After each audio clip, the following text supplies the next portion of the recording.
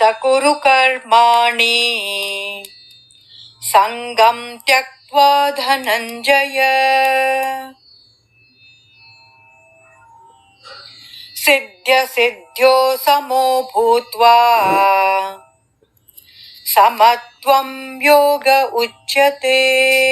విజయాపజయముల పట్ల పరమాసక్తి విడిచిపెట్టి, ఓ అర్జున, నీ కర్తవ్య నిర్వహణలో స్థిరముగా ఉండుము. ఇటువంటి సమత్వ బుద్ధియే యోగము అని చెప్పబడును. అన్ని పరిస్థితులని ప్రశాంత చిత్తంతో సమానంగా స్వీకరించటం అనేది ఎంత మెచ్చదగినదంటే శ్రీకృష్ణుడు దాన్ని యోగం అంటాడు. అంటే పరమాత్మతో ఐక్యత. ఈ సమత్వ బుద్ధి అనే పూర్వ శ్లోకం యొక్క విజ్ఞానాన్ని అమలుపరచడం ద్వారా వస్తుంది. మన కృషి మాత్రమే మన చేతుల్లో ఉంది, ఫలితము కాదు అని అర్థం చేసుకున్నప్పుడు మన కర్తవ్య నిర్వహణ మీద మాత్రమే మన పూర్తి శ్రద్ధ ఉంటుంది. ఫలితం భగవంతుని ప్రీతి కొరకే కాబట్టి అవి ఆయనకే సమర్పిస్తాం. ఒకవేళ ఫలితము మనం అనుకున్నట్లు రాకపోతే వాటిని భగవత్ సంకల్పంగా ప్రశాంతంగా స్వీకరిస్తాం. ఈ విధంగా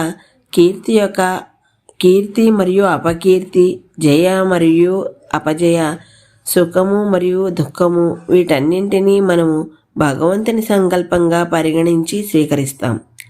ఈ రెంటిని సమానంగా స్వీకరించడం నేర్చుకుంటున్నప్పుడు మనము శ్రీకృష్ణుడు చెప్పిన సమత్వ బుద్ధిని పెంపొందించుకుంటున్నాం.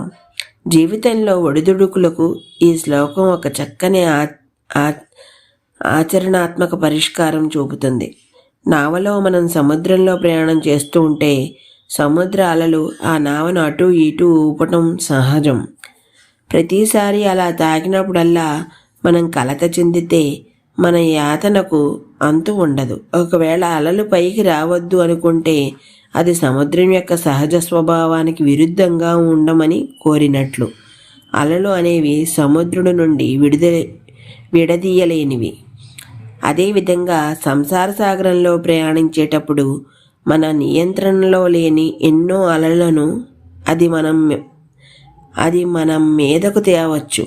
మనం ప్రతికూల పరిస్థితులని నివారించడానికి నిరంతరం పోరాడుతూ ఉంటే మన అసంతృప్తి, దుఃఖాన్ని తొలగించుకోలేం. కానీ మన శక్తి మేర ప్రయత్నం ఆపకుండా దారిలో వచ్చే ప్రతిదాన్ని స్వీకరించటం నేర్చుకుంటే మనం ఈశ్వర సంకల్పానికి శరణాగతి చేసినట్లే.